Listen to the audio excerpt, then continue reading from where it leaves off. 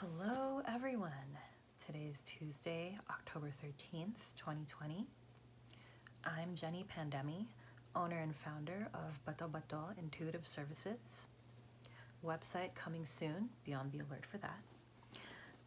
And I'm here to deliver to you this week's intuitive information reading.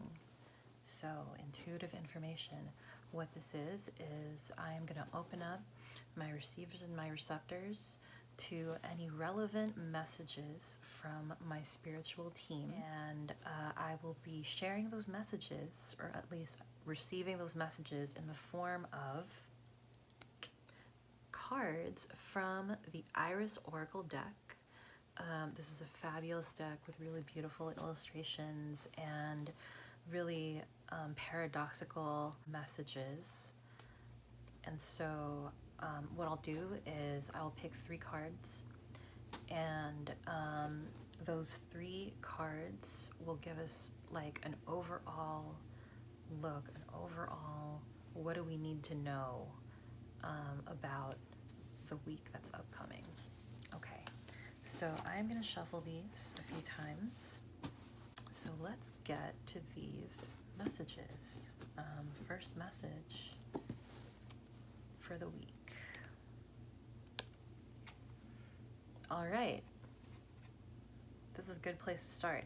Listen, the first thing you need to know is that everything will be okay. All right. Okay. Let's keep going. Card number 2, where are you? What is this? Weight of Truth. Second card, the Weight of Truth. We're seeing this person having some thoughts, some dreams and imaginings. All right, last card, and then we can sort of take the temperature across the 3 of them. Last message for the week is, it's upside down. Under a spell. Oh, interesting. Under a spell, this person with a heart, eyes, stars all over. Ooh, I like this. Okay. So we have number 1, everything will be okay. Number 2, the Weight of Truth. Number 3, under a spell. So, setting this aside, because I feel like that's a pretty generally, it's gonna be fine. All right, let's not worry about that. These 2 cards, though, seem to speak to a lot of mental, psychological, emotional activity that will be happening. The Weight of Truth. The figure here is crying some tears. And, well, I guess the truth is difficult sometimes, isn't it?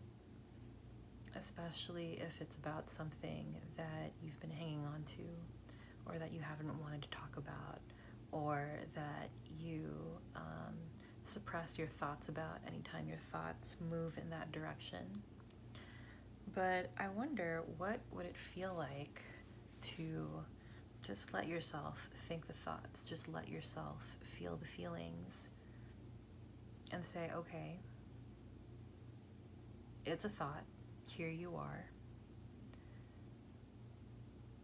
Having the thought is not the same as acting on it, is not the same as speaking it, but I believe that if you are able to just express what it is to yourself, all right, I'm not even talking about texting anybody or telling anybody, I'm just talking about within the confines of your own skull or your own empty space where you can say it out loud. You can have the thought, you don't have to take any type of action on it. The thought can just exist, and you can free your attention to go somewhere else. That is all I have for that one. Last card, under a spell. When I see this, I feel a lot of like excitement, a lot of crush energy, a lot of adoring energy, a lot of excitement. When you're under a spell, when you're like enamored of something or someone, it's like you can't get enough of that thing. I think about addiction, actually. It's been researched that the chemicals in your brain that get released when you're falling in love, the fun chemicals, are the same chemicals that are related to drugs. So, look, that's just something to be aware of, okay? Being enamored is a lot of fun, but you're grown and you have to watch out for yourself. The things that you do, the things that you say to other people, the moves that you make. It is not cool to blame your bullshit on inebriation, all right? So that is all the intuitive information I have for you this week. I will see you next week with more messages from the ether. And stay safe. Okay.